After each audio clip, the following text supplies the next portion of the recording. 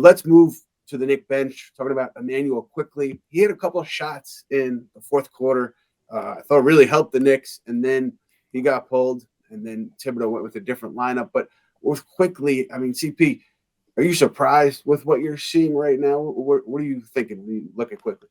Yeah, and when you talk about Tom Thibodeau not being afraid to make his adjustments and make some wiggles in the rotation, how about 9 minutes for Immanuel Quickley in a Game 2 must-win game in the playoffs? And so it's a little bit surprising there. I think Quickley just hasn't had his fastball in the playoffs much at all. I think part of it is maybe he's not confident in his shot.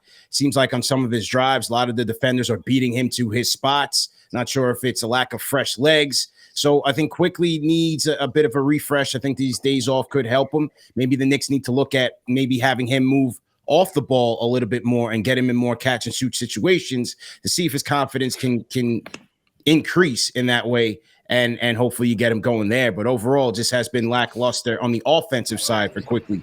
Defensively, I think he's been okay. You know, CP, sorry, Ian, one thing on that too. I thought was interesting too is to start the fourth. Sometimes we've seen in these games where Thibodeau will give Quickley some leash to see if he can get going and then leave him in the fourth. Brunson was off the bench, 9:30, 10-minute mark, and no matter what, he was going to come back in. So it seemed like Quickley just not getting that same trust level from Tibbs. So sorry, Ian, go ahead. No, and it was after Quickley hit a couple shots, and Miami packing the paint second half game one. I think it takes away what Quickley likes to do with operating that mid-range, the floater game. He got to it early in the fourth, so maybe he found something different there. Just one note on Quickley. I did see a photo of Quickley at the Met Gala, and I thought it was real for a second. I was like, what's going on here? But Quickley was not there. Chris Personarian from the Knicks Film School, whose 21st birthday was yesterday. Happy birthday, Chris. Happy birthday. He clarified for me, Quickley was not there. That was a Photoshop. I was surprised because I was like, I can see him doing this in the offseason, but not the middle of a playoff series. But no, Twitter, he was not there. I think some people believed it. I believed it for a second. So just to clarify there, he was not at the Met Gala before game two. Steve, Quickley, for you, does he look like a different player? I mean, what do you make of it? Well, I think you and I know this from talking to him all season long. He never loses his confidence. Yeah. He has an 0 for 10 game, and you talk to him, and he's like, "I'm shooting the next one," which I think is what a shooter needs. And look, he's had hints of it. Game 5 against Cleveland, he came on and started hitting the threes.